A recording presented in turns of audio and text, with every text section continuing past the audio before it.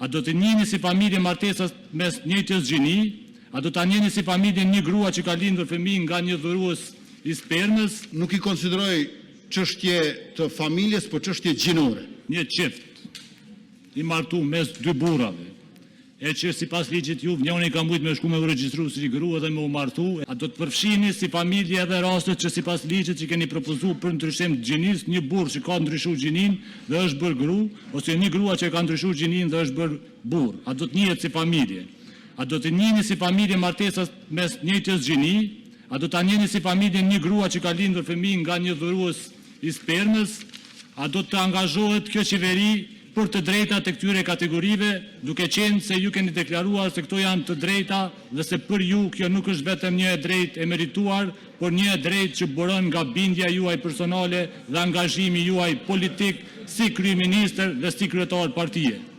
Po ashtu ju keni deklaruar se rreth 10% e popullsisë ka orientim të tillë seksual.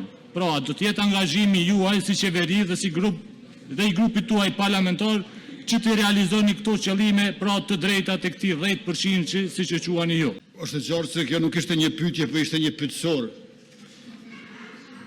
Unë nuk kam se si ju përgjigjem gjitha këtyre çështjeve, por ajo që do të them është se mandatin e kaluar, edhe në këtë mandat për herë të parë kemi ndërmarrë hapa të qartë dhe të matshëm për të vendosur familjen në qendër të politikë bërjes shtetërore. Çështjet të cilat u adresuan këtu nuk i konsideroj çështje të familjes, por çështje gjinore.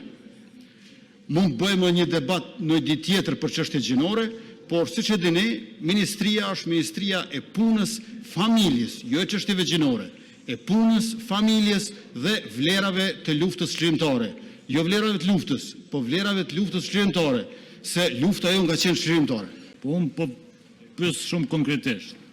Një çift i martuar mes dy burrave, e që sipas ligjit ju njëri ka mujt me shku me u regjistru si grua dhe me u martu, e tjetri me qëndru si burr, ku me anë të ligjeve të Republikës Kosovës i kishin taku të gjitha të drejtat e një çiftit, edhe në adaptim, edhe në secilin të drejtë që i ka një çift i martuar mes një burri dhe një gruaje. Ai konsideroni si familje këtë çift, edhe ai konsideroni si familje rastet ku me ligj keni propozuar që një grua e pamartuar të ketë mundësi të lindë fëmijë përmes një dhuruesi i cili është i panjohur dhe nuk njihet.